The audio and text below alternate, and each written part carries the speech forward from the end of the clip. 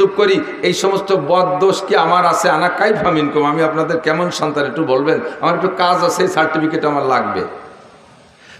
প্রশ্ন যদিও ছোট, এর ভিতরে অনেক ডালপালা, শাখা প্রশাখা, অনেক দিক তাকায় জবাব দিতে হবে না? তো সকলে বললেন যে আমরা প্রত্যেকে আলাদা আলাদা করে বলতে গেলে সময় লাগবে।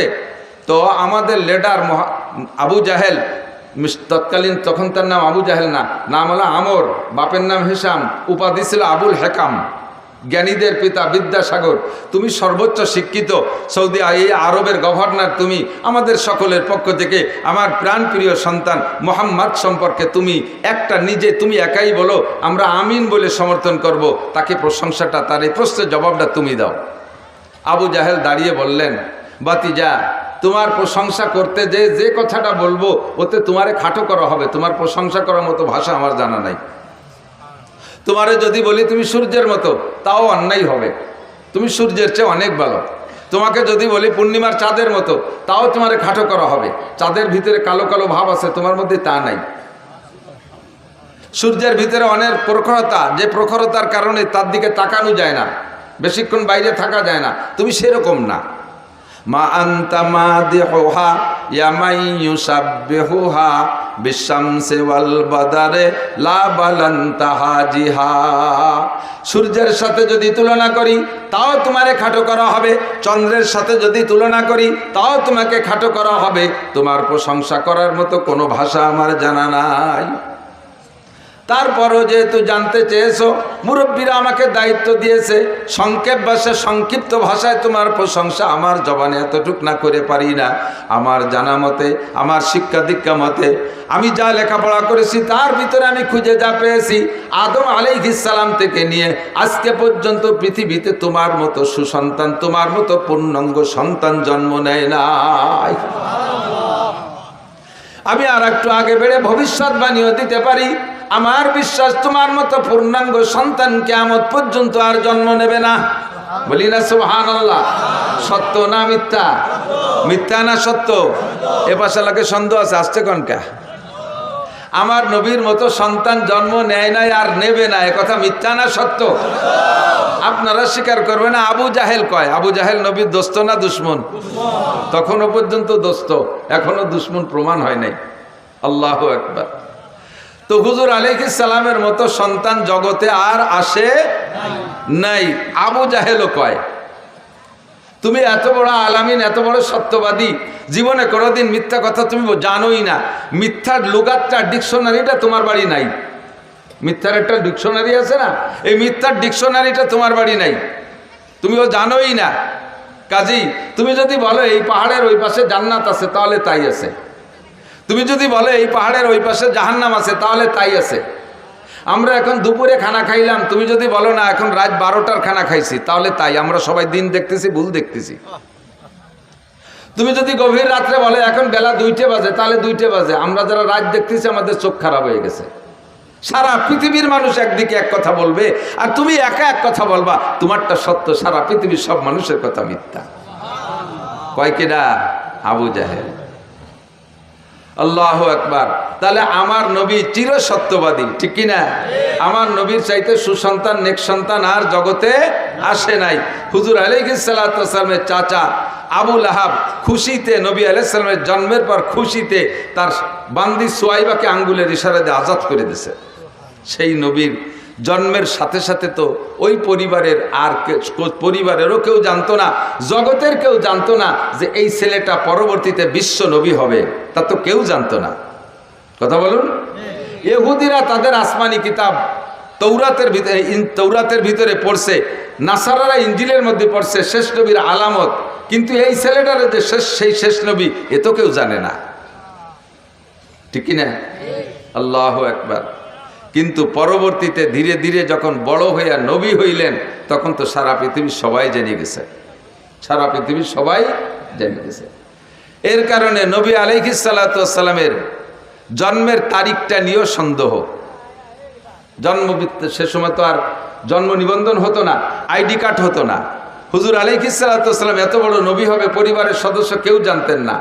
আর বাপ হিসাব রাখবে, বাপ মারা গেছে, উনি মায়ের গর্ভে থাকতে, এর জন্য জন্ম তারিখ নিয়ে অনেক সন্দেহ আছে, আকপাস আছে, ইখতিলাফ মতানৈক্য আছে। বেশিরভাগ ঐতিহাসিকদের মতামত 8ই রবিউল আউয়াল নবী আলাইহিস সালামের জন্ম। তবে নবী পাকের ইন্তেকাল 12ই রবিউল আউয়াল, এর মধ্যে কোনো সন্দেহ নাই। এটা সে সময় 1.6 লক্ষ সাহাবা উপস্থিত, লক্ষ লক্ষ মানুষ শিক্ষিত সে সময় হুজুরের উপস্থিত, হুজুরের ইন্তেকালের সময়। আল্লাহু আকবার। এজন্য নবীর জন্মে যে কয়জন খুশি ছিল, নবীর ইন্তেকালে তার চাইতে হাজার হাজার গুণ বেশি মানুষ দুঃখিত। আর এখন 200 কোটি মুসলমান আমরা দুনিয়ায় আছি, আমার নবীর ইন্তেকালের খবরে আমরা সকলেই দুঃখিত। এই মাসটা নবীর জন্ম, এই মাসে নবী পাক সাল্লাল্লাহু আলাইহি সাল্লামের মৃত্যু এবং ইন্তেকাল। শোক ও আনন্দ বিজড়িত মাসের শেষ দিকে এসে আল্লাহ পাক আমাদেরকে কিছু আলোচনা করা ও শোনার তৌফিক দান করেছেন, এর জন্য শুকর আদায় করি আলহামদুলিল্লাহ। আমরা লম্বা চওড়া করে সময় পাই না আলোচনা করতে। হুজুরের জন্ম বৃত্তান্ত আলোচনার নাম হলো মিলাদুন নবী। বলেন, জন্ম বৃত্তান্ত আলোচনার নাম কি? মিলাদুন নবী। তো আমরা মিলাদ পড়ি, শর্টে মিলাদ পড়ি, শর্টে মিলাদ পড়ি। একখান নতুন ঘর দিলি হুজুরকে ডেকে নিয়ে এসে মিলাদ পড়াইতে, দোকান দিলি হুজুরকে ডেকে নিয়ে এসে মিলাদ পড়াইতে, একটা গাড়ি কিনলে হুজুরকে দিয়ে দোয়া করাই, মিলাদ দেয়াই। এরপরে নতুন ফসল আসলে বাড়ি হুজুরকে দিয়ে মিলাদ দেয়, ইত্যাদি ইত্যাদি শুভ লগ্নে আমরা মিলাদ দেয়, মিলাদ দেই না? কিন্তু মিলাদ মানে হুজুরের জন্ম, জন্ম বৃত্তান্ত কিসসা। এই যতটুক টাইমের ভিতরে হুজুররা মিলাদ পড়িয়ে দেয়, ওতে কি হুজুরের গোটা জীবনী আলোচনা করা সম্ভব? আদৌ সম্ভব না। এটা হলো শর্ট মিলাদ। এটা কি মিলাদ? শর্ট মিলাদ। এটা শর্ট মিলাদ। যেমন সূরা ইউসুফ, ইউসুফ নামে একটা সূরা আছে না কোরআন শরীফের ভিতরে? সূরা ইউসুফ মোটামুটি লম্বা একটা সূরা, যার ভিতরে ইউসুফ আলাইহিস সালামের বিস্তার কাহিনী আছে। এই যুবকরা, ছাত্ররা সবাই লক্ষ্য করবে। ইউসুফ আলাইহিস সালামের লম্বা কিসসা, পূর্ণাঙ্গ একটা কিসসা আল্লাহ তাআলা এক জায়গা এক ইউসুফ আলাইহিস সালামের কিসসা ছাড়া আর কোনো কিসসা একভাবে বর্ণনা করেন নাই। যার কারণে কিসসাটা বয়ান করে আল্লাহও খুব পছন্দ করছেন কিসসাটা। শুরুতেই বলছে আহসানাল কসাস, আমি তোমাদের সামনে উত্তম অনেক সুন্দর একটা কিসসা বর্ণনা করতে চাইতেছি। আহসানাল কসাস, যত কিসসা আছে দুনিয়ায় এই সমস্ত কিসসার ভিতরে কিসসাটা অনেক অনেক সুন্দর। আল্লাহ বলে আলোচনা করলেন লম্বা কিসসা। এ যদি আমি বলি 4-5 দিন লাগবে আপনাদের শুনতে, এবং আয়াত ধরে ধরে কোরআন শরীফ দেখে দেখে তর্জমা করে। আরে আল্লাহ, কোরআন শরীফ দুটি এরপর পাও লাগতেছে যে কোরআন শরীফ দুটি নিয়ে যান। কিন্তু কোরআন এই সূরা ইউসুফের লম্বা সূরা ইউসুফের আলোচনার সার সংক্ষেপ একটা তাফসীর আছে, একেবারে 2 কথার ভিতরে, 2 কথার ভিতরে ইউসুফ আলাইহিস সালামের তাফসীর। ফার্সিতে কয় পীরে মর্দ, পেশারে বুদ, গমসুদ, বাজিয়াব। উলামায়ে কিরাম যারা তারা টের পাইছে, পীরে মর্দ, পেশারে বুদ, গমসুদ, বাজিয়াব। সূরা ইউসুফের কিসসা শেষ। কি কইল ফার্সিতে? কয় মিশরে এক বুড়ো ছিল, তার একটা ছেলে ছিল, কিছুদিন আড়াই গেল, পরে আবার ফিরে পেল। বোঝেন নাই কথা? পুরো সূরা ইউসুফের সারাংশ এই 4 কথা।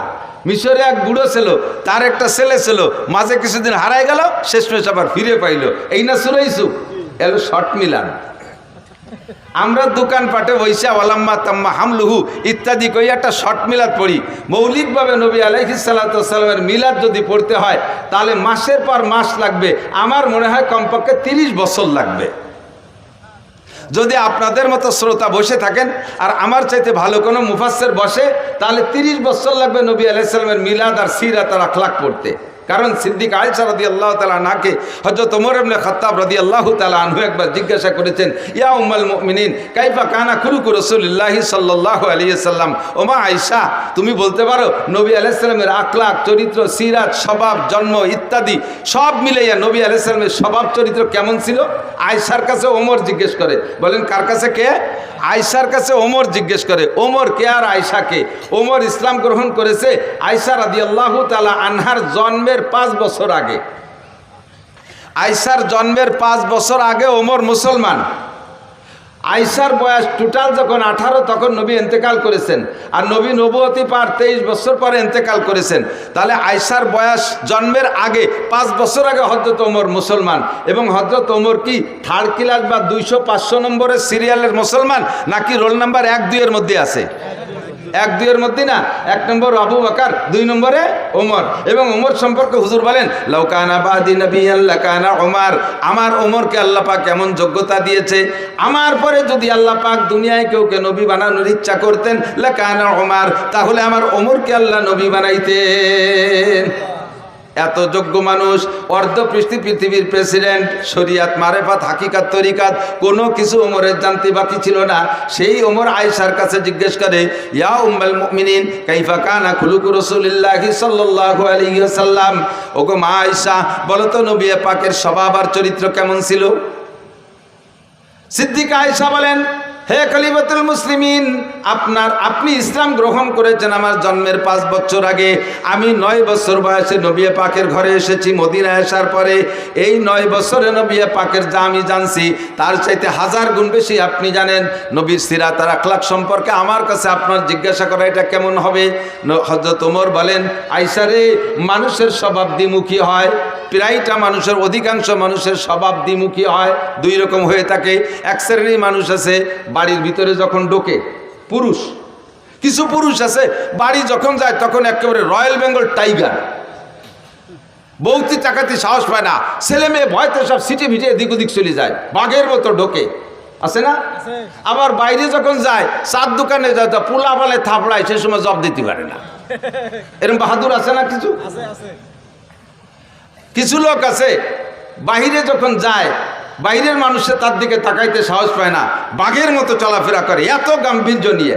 আবার বাড়ি গেলে বউতি চাপড়ায়, সে সময় ভিড়িও কথা করতে পারে না, আছে না? নাই কিছু লোক আছে বাইরে চার দোকানে যখন বসে, কে কি খাবা খাও, কে কি খাবা খাও, মিষ্টির দোকানে যে একের পর এক ডাকি ডেকে 3000, 5000, 10,000 টাকা মিষ্টির দোকানে উড়ে ফেলে। অথচ বাড়ি আব্বা ওষুধের টাকা চালি, সে সময় তোমার আর শাল পান নাই, মাছ কিনতে গেলে টাকা থাকে না, বাড়ির বাজার ঘাটে টাকা থাকে না, এইরকম দ্বিমুখী স্বভাব থাকে। তো আয়েশা, নবী আলাইহিস সালামের বাইরের অবস্থাটা আমরা জানি, বাইরে হুজুর কেমন সেটা তো প্রশংসার শেষ নাই, বাইরেরটা জানি, কিন্তু ঘরোয়া অবস্থা কেমন এটা তোমার চাইতে ভালো কেউ জানে না। তো বাইরেরটা এবং ভিতরেরটা তবু উভয়টা তুমি জানো, নবীর সাথে সফরও করেছো তুমি, বাহিরেও গিয়েছো, ভিতরেও জানো। কাজেই নবী পাকের সলিড সত্য চরিত্র যদি জানতে হয় তাহলে তোমার কাছ থেকে জানতে হবে। তুমি বলো মা কেমন ছিল? সিদ্দিকা আয়েশা বলতেছেন, ইয়া আমিরুল মুমিনিন আলা তাকরাউল কোরআন, খলিফাতুল মুসলিমিন, আপনি কোরআন শরীফ পড়েন না? কোরআন শরীফ তো পড়ি, প্রায় তো সপ্তাহে 1-2 খতম দেই, তা কোরআন শরীফ পড়ে কি হবে? সিদ্দিকা আয়েশা বলতেছেন, কানা খুলুকুল কোরআন, কানা খুলুকুল কোরআন, 30 পারা কোরআন শরীফ যা বিশ্বনবী মুহাম্মদুর রাসূলুল্লাহ সাল্লাল্লাহু আলাইহি সাল্লামের গোটা জীবনীয়তা। কাজী যদি নবীর সিরাত আর আখলাক আর জীবন বৃত্তান্ত জানতে হয়, কোরআন শরীফকে শুরু থেকে শেষ পর্যন্ত পড়লেই বোঝা যাবে যে এইটা যেন বিশ্ব নবীর জীবনী পড়তেছে। এবার কোরআন শরীফকে 30 পারা যদি ভালো করে ব্যাখ্যা করে শুনাইতে হয় তাহলে 30 বছরের কম হয় না। সুন্দর করে যদি বলতে হয়, মোটামুটিভাবে যদি বলতে হয়, আর আমার মতো ছোট মানুষের দ্বারা তা সম্ভব না। আমার নবীর সিরাত আখলাক মিলাদ বিস্তারিত লম্বা চওড়া কিচ্ছা আমি একটা জায়গা থেকে আপনাদের একটু অল্প একটু বলবো, বিরক্ত হবেন নাকি?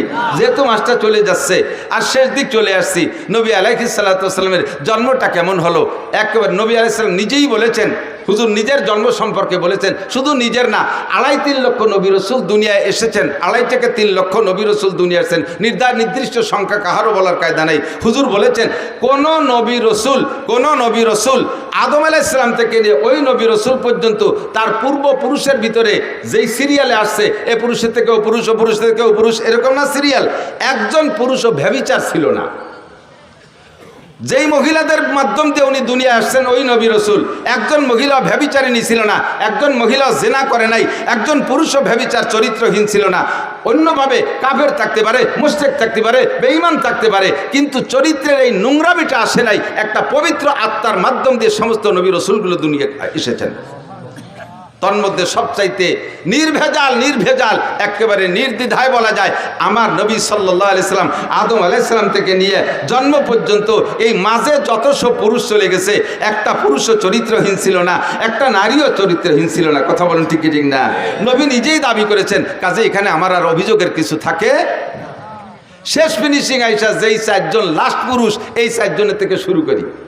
তার আগে একটু বলা লাগে হুজুরের নূরে নবুয়তি, বলেন নূরে নবুয়তি, কথাটা একটু বুঝতে হবে। নূরে নবুয়তি, নবী কিন্তু মানুষ, নবী মানুষ না জিন? জিন না মানুষ? ফেরেশতা না মানুষ? নবী আল্লাহ না মানুষ? নবী খালেক না মখলুক? মখলুক মানে সৃষ্টি, খালেক মানে সৃষ্টিকর্তা। নবী কি সৃষ্টিকর্তা? নবী কি খালেক? নবী কি রজ্জাক? নবী আমাদের মতো মানুষ, পার্থক্য এতটুক। আমিও মানুষ, ডক্টর ইউনুসও মানুষ। এই গ্রামে ইউনুস নামের কেউ থাকতে পারে? আছে না নাই? তাহলে এই ইউনুস আর ডক্টর ইউনুস, উনার নাম ইউনুস বলে আপনি উনারে সরাইতে সেই চেয়ারে বসে দেন গে, ঠেলা কারে পায়। ওই ইউনুসটাও যাই দিয়ে বানাইছে, এই ইউনুসটাও তাই দিয়ে বানাইছে। পার্থক্য আছে ভিতরে অনেক কিছু, ঠিক না? হাসিনা নামে টুঙ্গিপাড়া বহুত মহিলা আছে না নাই? যে এই হাসিনা আর শেখ হাসিনা কি এক হাসিনা? খালেদা নামে বাংলাদেশে আরো মহিলা আছে না নাই? এই খালেদা আর ওই খালেদা কি এক খালেদা? মানুষ হিসেবে আমি আর নবী আলাইহিস সালামে একই ম্যাটেরিয়াল দিয়ে তৈরি, কিন্তু আমার ভিতরে নূর ও নবুয়তি নাই। আমাকে আল্লাহ ওহী দেয় নাই, আমার কাছে জিবরাইল আসে না। নবী পাককে আল্লাহ তাআলা এই মাটির মানুষটাকে নূরে হিদায়াত দিয়া, নূরে নবুয়ত দিয়া, নূরে কোরআন দিয়ে আল্লাহ তাআলা তাকে সারা বিশ্বের শ্রেষ্ঠ মানুষে পরিণত করেছে। ঠিক কি ঠিক না? এই যে লাইটটা বানাইছে কি দিয়ে? কাঁচের বডি না? হতে পারে কাঁচ, নাকি ইদানিং তো প্লাস্টিক চলতেছে, কাঁচই ধরেন, খেয়াল করেন, কাঁচের বডি, ঠিক না? এখন ওর মধ্যে লাইট যাওয়ার কারণে ওইটার নাম হয়ে গেছে কি? এই যে কাঁচ দিয়ে বানানো যে রডের মতো, এটার নাম কি? কাঁচ না লাইট? কাঁচ না লাইট? টিউবলাইট না? টিউবলাইট। বোঝেন নাই কথা? টিউবলাইট না? এই লাইটটা যদি কাইটে যায়, এখন ওটার মূল বডি তো বানানো কি দিয়ে? কাঁচ দিয়ে। এখন কি আপনি আপনার ছেলেরে বলবেন যে বাজারে তো এখন লাঠি কাজ কিনে নিয়ে আয়, এখন লাঠি কাজ কিনে নিয়ে আয়, তাই বলবেন? কি বলবেন? একটা লাইট কিনে নিয়ে আয়, তাই বলবেন, ঠিক না? মূলত লাইট হলো আলো, ভিতরের টুক আলো, বডিটা কিসের? কাছের না? আমার নবীকে আল্লাহ তাআলা মাটি দিয়ে বানাইয়া গোটা আদম জাতিকে দামি বানাই ফেলাইছে। নবী পাক মাটির মানুষ, ভিতরে নূরের লাইট, হিদায়াতের নূর, নবুয়তের নূর, কোরআনের নূর ঢুকাই দিয়া তাকে নূরের নবী বানাই দিয়েছে। কন্যা সুবহানাল্লাহ, ঠিক কিনা? এই নূরের আগমন শুরু হয়েছে কোন জায়গার থেকে? শেষ জামানায় এসে হযরত ইব্রাহিম আলাইহিস সালামের ছেলে ইসমাইল থেকে শুরু হয়েছে। ইসমাইল আলাইহিস সালামের ভিতরে আল্লাহ তাআলা আমাদের নবীর আগমন উপলক্ষে এই নূরে নবুয়তিটা ফোকাস দিয়ে দিয়েছে। ইব্রাহিম আলাইহিস সালামের দুই ছেলে ইসহাক আর ইসমাইল। ইসহাক আলাইহিস সালামের বংশে বহু নবী, মুসা আলাইহিস সালাম, ঈসা আলাইহিস সালাম, দাউদ আলাইহিস সালাম, সুলাইমান আলাইহিস সালাম, তারপরে ইউসুফ আলাইহিস সালাম, এরকম হাজার হাজার নবী, লক্ষ লক্ষ নবী ইসহাক আলাইহিস সালামের বংশ জন্ম নিয়েছে। আর ইসমাইল আলাইহিস সালামের বংশে মাঝে কোনো নবী আছে কিনা তা আমার ভালো জানা নাই, তবে শেষ নবী একজনই শ্রেষ্ঠ নবী, মুহাম্মদুর রাসূলুল্লাহ সাল্লাল্লাহু আলাইহি সাল্লাম। ইসহাক আলাইহিস সালামের বংশে 2.5 লক্ষ নবীও যদি হয়, রসুলও যদি হয়, সব নবী রসুলকে এক পাল্লায় দিলে, আমার নবীকে আরেক পাল্লায় দিলে কোন পাল্লা ভারী হবে? ভয় পাচ্ছেন? কোন নবীরে খাটো করছি না, নবীরা তো অনেক উপরের। তারপরে আল্লাহ তাআলা যদি আমাদের নবীকে দামি বানাইছে, বা দেখো দা বুজুর্গ তুই কিসসা মুক্তাসার, আল্লাহর পরে এই জগতে সবচাইতে দামি আমাদের নবী মুহাম্মদুর রাসূলুল্লাহ সাল্লাল্লাহু আলাইহি ওয়াসাল্লাম। কথা বলুন ঠিক কি ঠিক না? ইসমাইল আলাইহিস সালামের বংশে জন্ম নিয়েছে আমাদের নবী। আস্তে আস্তে আস্তে আস্তে ইসমাইল আলাইহিস সালাম থেকে নিয়ে প্রায় 30 পুরুষ পরে আইসা হুজুরের আব্বাজি আব্দুল্লাহ রাদিয়াল্লাহু তাআলা আনহু, হুজুরের তাওই দাদার বাপের নাম কি? দাদার বাপরে কি কয় আমাদের দেশে? তাওই। তাওই কয় না? দাদার বাপ তাওই বাপ, বুড়ো বাবা কয়। দাদির মারে বুড়ো মা, নানির মারে বুড়ো মা অথবা মাওই। তো হুজুরের আব্বা আব্দুল্লাহ, হুজুরের দাদার নাম হুজুর, তো হুজুরের আব্বা আব্দুল্লাহ, হুজুরের দাদার নাম আব্দুল মুত্তালিব বলে জানি। আর আব্দুল মুত্তালিবের বাপের নাম হাশেম। নাম কি? এই হাশেম হুজুরের চতুর্থ পুরুষ, হুজুর থেকে নিয়ে চতুর্থ পুরুষ। এত সুদর্শন, এত হ্যান্ডসাম পুরুষ ছিলেন, আল্লাহু আকবার। কুরাইশদের নেতা ছিলেন, মক্কার নেতা ছিলেন, কাবাঘরের জিম্মাদারি উনার হাতে ছিল। ইয়াং মানুষ, যুবক মানুষ, আল্লাহ।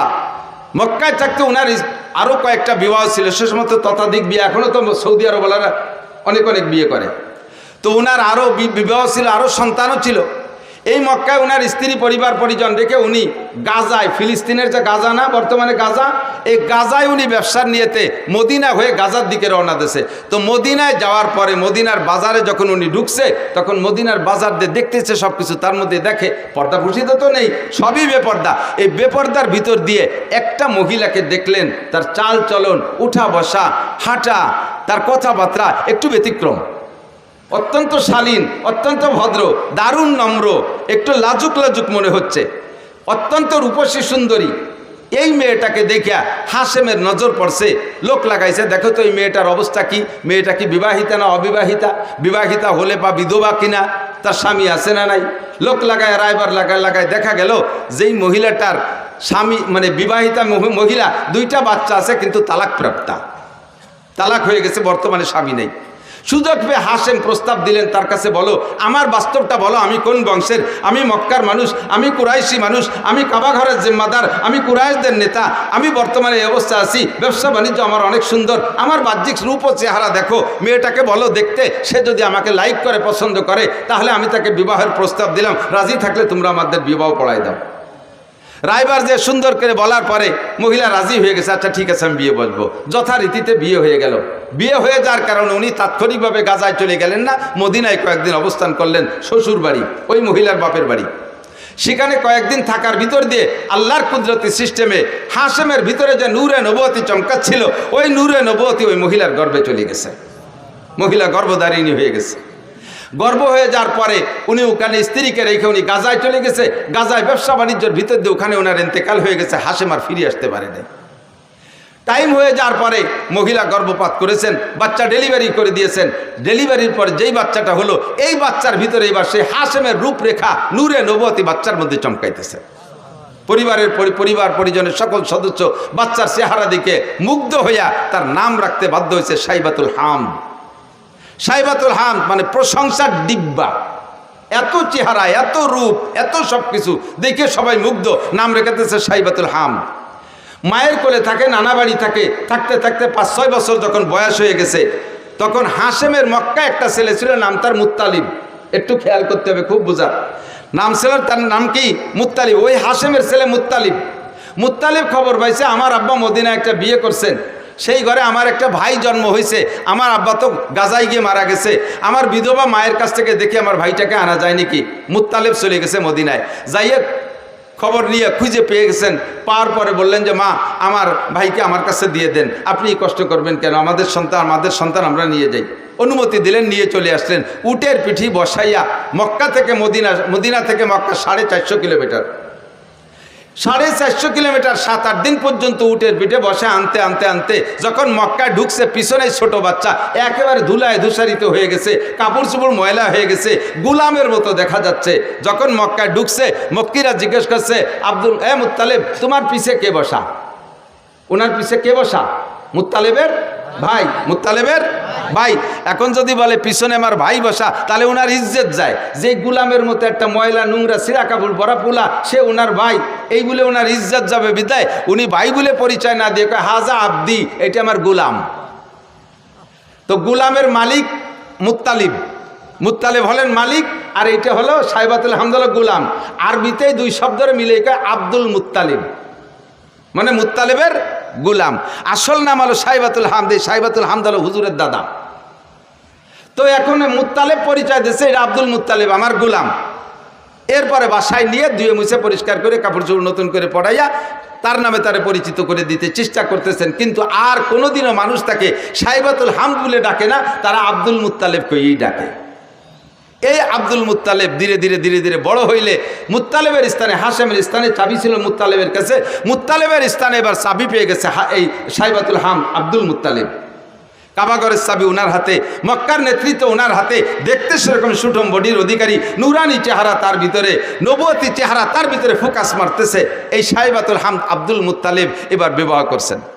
বিবাহ করার পরে একটা সন্তান হয়েছে হারেস। নাম কি? হারেস। আব্দুল মুত্তালিবের প্রথম সন্তানের নাম হারেস। এই ছেলেটা বড় হয়ে উঠছে, মাঝে আর তেমন কোনো সন্তানাদি নেই। তো এই একটা হারেসকে নিয়ে আব্দুল মুত্তালিব কিতাবাদি পড়ে সন্ধান পাইছে যে কাবাগরের পাশে হযরত ইসমাইল আলাইহিস সালামের পায়ের ধাক্কায় জমজম কূপ হয়েছিল। কালের আবর্তে এই জমজম কূপ বন্ধ হয়ে গেছে। দেখি জমজম কূপ কোথায়, সব কিছু ম্যাপ মানচিত্র মাপিয়ে জমজম কূপের স্থানটা নির্ণয় করে হারেসকে নিয়ে 2 বাপ বেটা গেছে সেই জমজম কূপ খনন করতে। তার উপরে অনেক পাথর চাপা পড়ে আছে। 2 বাপ বেটা পাথর সরাইয়া জমজম কূপকে আবিষ্কার করবে, বের করবে, এটা খুব কঠিন ব্যাপার। 2 দিন 3 দিন পর্যন্ত খোঁজার পরে জমজম কূপ বের করতে পারে নাই। একটা সন্তান, তো আমাদের দেশে সুখী সন্তান, এক সন্তানের আব্বা বহুত আছেন না?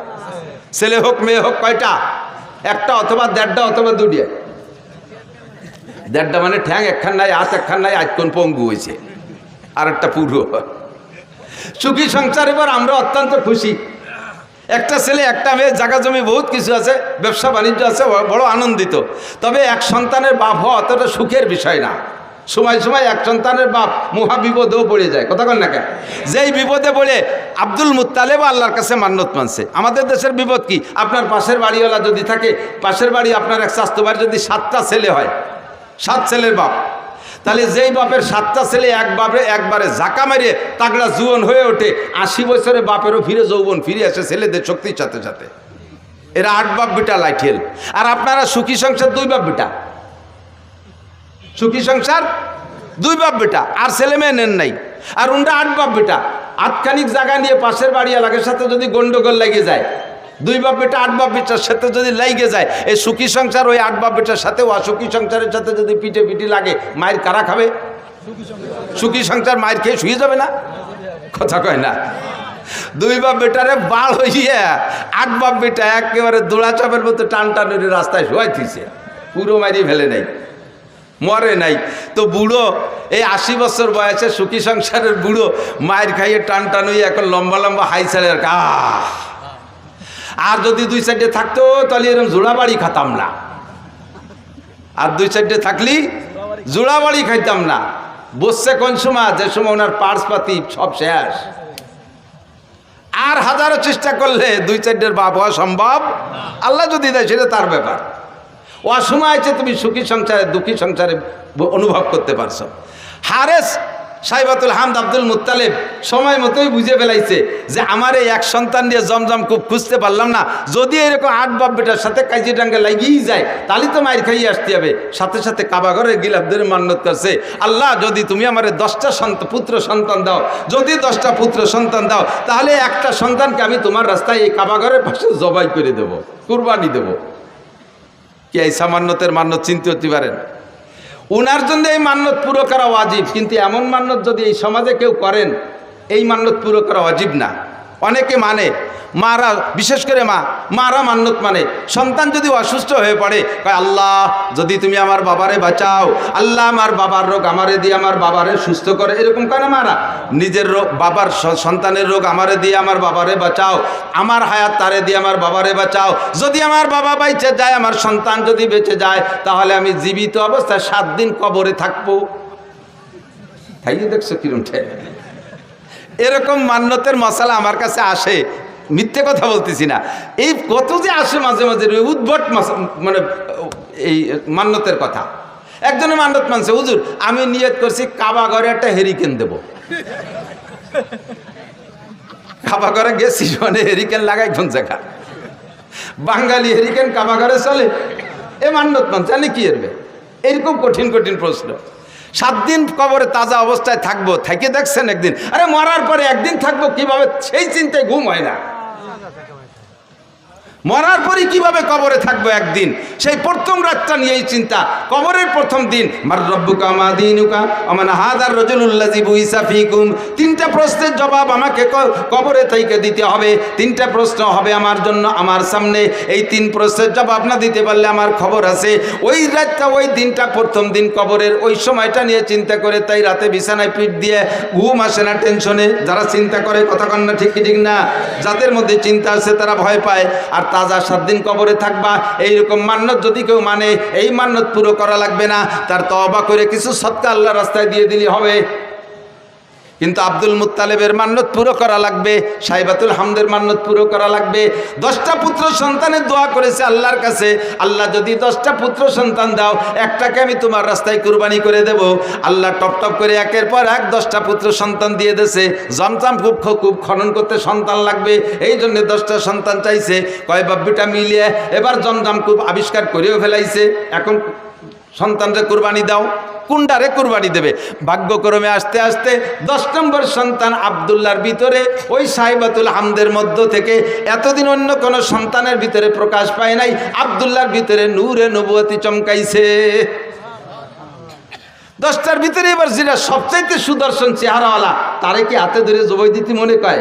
চাইতেছে যে ঘুরে ফিরে অন্য একটারে, যেটা বুসা টুসা একটু কালা টালা আছে, ওর একটারে মারি দিয়েছে মান্যত পুরো করে। কিন্তু তবুও তো সন্তান, তবুও কোনোভাবে কি আব্বা জবাই দেওয়া সম্ভব? কিন্তু মান্যত করছে, আল্লাহর অর্ডার পূরণ করতেই হবে। এখন কারে জবাই দেবে কোনো নির্ধারিত করে না যে 8 নম্বর ডানা, 6 নম্বর ডানা, 1 নম্বর ডানা, 10 নম্বর ডা। কাজেই একটারে বের করতে লটারি লাগবে। এবার একের থেকে হারেস থেকে নিয়ে লটারি করা শুরু করছে। যে কয়বার লটারি করছে 3 বার, প্রত্যেকবার আব্দুল্লাহর নাম আসে। যেটারে সবচেয়ে ভালোবাসে, যারে বাঁচায় রাখার জন্য লটারির পদ্ধতিতে গেলেন, সেইটার নামই আসে বারবার। তো যেহেতু 3-4 বার বা প্রত্যেকবার লটারিতে ওই একই নামে আসে, এখন তারে তার বাঁচানোর উপায় নেই। তো বাবা জামা কাপড় পরে রেডি হও, তোমারে জবাই দিই। আল্লাহর হুকুম, আল্লাহর মান্যত পুরো করতে হবে। বাস্তব কাজেই ছেলেও কোনো দ্বিমত না করে জি আব্বা চলেন যাই, ছেলেকে নিয়ে গোটগাট করে রওনা দিছে, কাবার পাশে নিয়ে তো জবাই করবে। তো আব্দুল্লাহর বোন, একেবারে উনার মায়ের পেটের যে বোনটা, এই বোনটা বারবার কাঁদতেছে, আব্বা তুমি দরকারে আমারে জবাই দাও, আমার ওই ভাইটারে জবাই দিও না। ও ভাইয়ের মধ্যে কিছু না কিছু আছে, ভাইয়ের ভিতরে অন্য কিছু থাকতে পারে। ভাইয়ের যে চেহারা, আব্বা হাজার হাজার মানুষ তার পাগল, তুমি আমার ভাইরে জবাই না দিয়ে আমারে জবাই দাও। বুনে কাঁদতেছে। কয় মা সেটা তো আসলো না লটারিতে, তোর নামও তো লটারিতে নিয়ে দেখলাম, তাও তো আসে না, কি করব? তখন আব্বা একটা পদ্ধতি অবলম্বন করেন, যদি এসে যায় ভাগ্য পরিবর্তন হয়েও যেতে পারে। 10টা উটের সাথে আর আমার ভাই আব্দুল্লাহর সাথে একটা লটারি টানেন। 10টা উট আর আব্দুল্লাহ, দুইজনের মধ্যে লটারি টানেন। সেই সময় একজন মানুষকে যদি কেউকে যদি কেউ হত্যা করতো, একজন মানুষের জীবনের বিচার 10টা উট। সেই জন্য 10 উটের সাথে লটারি টানতে বলছে। তো 10 উটে লটারি টানছে, এ জায়গা 10 উটের নামে লটারি আসে নাই, আব্দুল্লাহর নামে শিখেছে। কাব্বাতালি 20টায় টানেন, 20টায় টানছে, তা আব্দুল্লাহর নাম। 30টায় টানেন, তা আব্দুল্লাহর নাম। 40টায় টানেন, তা আব্দুল্লাহর নাম। 90টায় টানেন, তাও আব্দুল্লাহর নাম। কয় যে মা আর বাঁচানো গেল না, আর কত টানবো? কয় যে আব্বা আর শেষবারের মতো 100 উটির সাথে একটা টান দিয়ে দেন। একদিকে 100 উট, আরেকদিকে আব্দুল্লাহ। এই 100 উট আর আব্দুল্লাহর ভিতরে লটারি টানলে এবার 100 উটের নামে লটারি আসছে। আব্দুল্লাহ বাইসে গেছে। বলেন আল্লাহু আকবার। আল্লাহ নবী আলাইহিস সালামকে আল্লাহ তাআলা দুনিয়া আনতেছেন। সবাই টাকা দেন, নেওয়া যাবে না। আর দোয়াই দেখছো, গাই দোয়াইছো কোনোদিন? না ফানাইয়ে দোয়ানো যায়? দই টান দিলি বান ছিঁড়ে যায়, দুধ বেরিয়ে।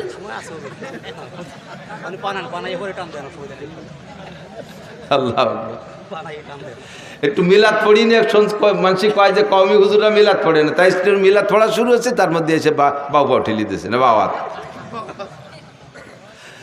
আর অল্প একটু ভরিয়ে তারপরে জায়গায় চলে যাবেন ইনশাআল্লাহ। আমি যত ভালো আজ করি আপনারা খুশি হবেন বা আপনাদের প্রয়োজন মেটবে, কিন্তু গাইরেস্তের যে চাহিদা আছে তা পূরণ না করলে আমারে খাতি দেবে না। আল্লাহ কষ্ট নিয়েন না। তো আব্দুল্লাহর জন্ম, আল্লাহ আব্দুল্লাহ বেঁচে গেলেন 100 উটের বিনিময়। সেই থেকে বিচার হলো দিয়াত কয় রে, দিয়াত কয় হদ দিয়াত। একজন মানুষকে মানুষ মারি ফেললে তার বিচার, তার যদি জান বাঁচাইতে হয় তাহলে 100 উট দিতে হবে, 100 উট বা সমমূল্য টাকা দিতে হবে। তাহলে একজন মানুষের হত্যার বিচার এই উটের সম্পদে অর্থের মাধ্যমে মীমাংসা হয়ে যাবে। সেই থেকে 100 উট জারি হয়ে গেছে। কোরআনের বিচারে এখনও তাই, সে বিচার হুজুরও জারি রাখছে যে একজন মানুষের হত্যার বিচার হবে 100 উট। তো খাজা আব্দুল্লাহ বেঁচে গেলেন। এবার আব্দুল্লাহর ভিতরে নূরে নবুয়তি চমকাইতেছে। যেদিকে যায় সেদিকে মানুষ আব্দুল্লাহর দিকে তাকায় থাকে, যেদিকে যায় সেদিকে নারীর আব্দুল্লাহর দিকে তাকায় থাকে। এবার এই করতে করতে ধীরে ধীরে আব্দুল্লাহর বয়স হয়ে গেছে, বিয়ের বয়স হয়ে গেছে। আব্দুল্লাহকে বিয়ে দেওয়ার জন্য আব্দুল্লাহর বাপ আরও সবাই মিলে চেষ্টা করতেছে, মাইয়ে খুঁজতেছে। খুঁজতে খুঁজতে আব্দে মুনাফের একটা মেয়েটা বড় রূপসী, মেয়েটির নাম আমেনা। এই রায়বারের মাধ্যমে ঘটকালি করে সেই বাড়ি বিবাহের উদ্দেশ্যে আব্দুল্লাহকে নিয়ে চলতেছে। পথিমধ্যে এক এহুদি মহিলা এই আব্দুল্লাহকে দেখা সকলের ভিতরে থেকে ডেকে একটু এদিকে আনছে, ভাই একটু এদিকে আসবেন, ডেকে নিয়ে গেছে। ভাই আপনাকে 100 উট দেবো, আপনি আমার সাথে একটু জীবন দেবেন, আমাকে আপনার বডিটা দেবেন, আপনার দেহটা আমাকে দেবেন, 100 উটের বিনিময়ে রাজি আছেন? আব্দুল্লাহ বলতেছে, সাবধান, আর কখনো ফার্দার এমন চরিত্র নষ্ট হওয়ার কথা বলবা না। আমি জীবনে কোনোদিন আমার চরিত্রে একটা তিল পরিমাণ দাগ লাগাইতে দেই নেই, আমার পূর্বপুরুষের ভিতরে এই বদনাম নাই, আর তুমি এমন নোংরা প্রস্তাব দিচ্ছ আমাকে। ধমক দেশে মহিলা ভয়তে কথা বলে নাই, কিন্তু মহিলার উদ্দেশ্য খারাপ ছিল না, তার উদ্দেশ্য অন্যভাবে ছিল ভালো। এবার আব্দুল্লাহ চলে গেছেন বিবাহের অনুষ্ঠানে, শ্বশুর বাড়ি চলে গেছে, বিয়ে হয়ে গেছে। আমেনাকে নিয়ে 3টি রাত সেখানে রাত যাপন করে তারপরে যখন ফিরে আসতেছে ওই ইহুদি মহিলার বাড়ির কাছে আসলে এবার ইহুদি মহিলা আবারও আব্দুল্লাহকে ডেকে বলছে, ও ভাই এদিকে আসো, তুমি কোথায় গেছিলে? অমুক জায়গায় গেছিলাম। কি কারণে? বিয়ে করতে গেছিলাম। বিয়ে করছেন? বলে জি করছি। স্ত্রীর সাথে রাত যাপন করেছেন? বলে জি তা করেছি। সব আপনার চেহারায় ফুটে উঠতেছে, যেই নূর নিয়ে আপনি এখান দিয়ে গিয়েছিলেন সেই নূর আর এখন এদিকে আসে নাই, আপনার সেই চেহারা নাই, আপনার সেই নূরানি চেহারা কোনো না কোনো নারীর গর্ভের ভিতরে রয়ে গেছে। যেই গর্ভের ভিতরে রয়ে গেছে সেই গর্ভের সন্তানটা মুহাম্মদুর রাসূলুল্লাহ সাল্লাল্লাহু আলাইহি ওয়াসাল্লাম, নবী পাকের মিলাদ। এরপরে মহিলা বলতেছে, আল্লাহে আমি আপনার সাথে চরিত্র নষ্ট করার কোনো প্রস্তাব দিয়েছিলাম না, আমি 100 উটের জন্য দিতে চেয়েছিলাম। আপনার ভিতরে আখিরি নবী মুহাম্মদুর রাসূলুল্লাহ সাল্লাল্লাহু আলাইহি সাল্লামের নমুনা আমি দেখতেছিলাম। আমার মনে আশা ছিল যে সেই নূরটা আমার গর্ভে আসতো, আপনি যদি আমার সাথে বিবাহে রাজি হতেন তাহলে আমার দেনমোহরের দাবি ছেড়ে দিয়ে আপনাকে আমি 100 উট দিতাম ওই নূরটা আমার পেটে নেওয়ার জন্য। যেহেতু এখন অন্য জায়গায় চলে গেছে, এখন আপনাকে আমি একটি পয়সার বিনিময়েও আপনাকে আমি বিয়ে করতে রাজি না। আব্দুল্লাহ থেকে চলে গেছে আমিনার গর্ভে। সময় পুরিয়ে গেল, নবী আলাইহিস সালাতু ওয়াস সালামের জন্ম হবে। এই জন্মের কিছুদিন আগে হুজুরের আব্বাজি ব্যবসায় যে সেখানে ইন্তেকাল করেছেন। হুজুরের আব্বা আর আসেন নাই, মদিনার পথে ইন্তেকাল করেছেন। এরপরে নবী আলাইহিস সালামের জন্ম হলো। নবী আলাইহিস সালামের জন্ম যখন হয়, কেসরার সিংহাসনে পাথর লাগানো ছিল, যেই পাথরকে তারা পুজো করত, যেই পাথরকে শ্রদ্ধা করত, পাথর থেকে লাইট চমকাইতো। নবী আলাইহিস সালাতু ওয়াস সালামের জন্মের সাথে সাথে আরশে আজিমের মালিকের কুদরতি সিস্টেমে ওখান থেকে 14 খান পাথর খসে পড়ে গেছে। শিখা চিরন্তন নামে একটা আগুন জ্বালাইতে 1000 বছর পর্যন্ত। নবী আলাইহিস সালামের জন্মের সাথে সাথে এই 1000 বছরের যে শিখা চিরন্তন যাকে অমুসলমানরা পূজা করত, ধম করে সঙ্গে সঙ্গে নিভে গেছে। আল্লাহু আকবার। আমার নবীর জন্ম হলো দুনিয়ায়, আসমান জমিন সব সুরভিত হলো, ফেরেশতারা নারায় তাকবীর দিচ্ছে, জিন্দা যারা টের পাইছে তারা সন্তুষ্ট খুশি হচ্ছে। এভাবে বিভিন্নভাবে নবী আলাইহিস সালাতু ওয়াস সালামের যে ভবিষ্যৎ উজ্জ্বল হবে এটা অনেকেই টের পাচ্ছে, বিশেষ করে ইহুদি আর নাসারারা। লম্বা কিসসা সবটুক বলা যাবে না। নবীর জন্ম হয়ে গেল। নবী আলাইহিস সালাম মায়ের গর্ভে যতদিন ছিলেন, আরে ভাই খেয়াল করেন, মায়ের গর্ভে থাকলে বাচ্চা মাতৃ গর্ভে থাকা অবস্থায় মায়ের একটু বিরক্ত লাগে না? নবী আলাইহিস সালামের মা কখনো বিরক্ত বোধ করেন নাই। এবং জন্মের পরে জন্মের সময় সব নারীদের রক্তক্ষরণ হয়। আমার নবীর জন্মের পরে নবীর মায়ের পেট থেকে কোনো রক্তক্ষরণ হয় না, কোনো নিফাসের রক্ত হয় নাই। বাচ্চাকে মায়ের পেট থেকে নাড়ি কেটে পৃথক করা লাগে, নবী আলাইহিস সালাম নাড়ি কাটা অবস্থায় জন্ম নিয়েছেন।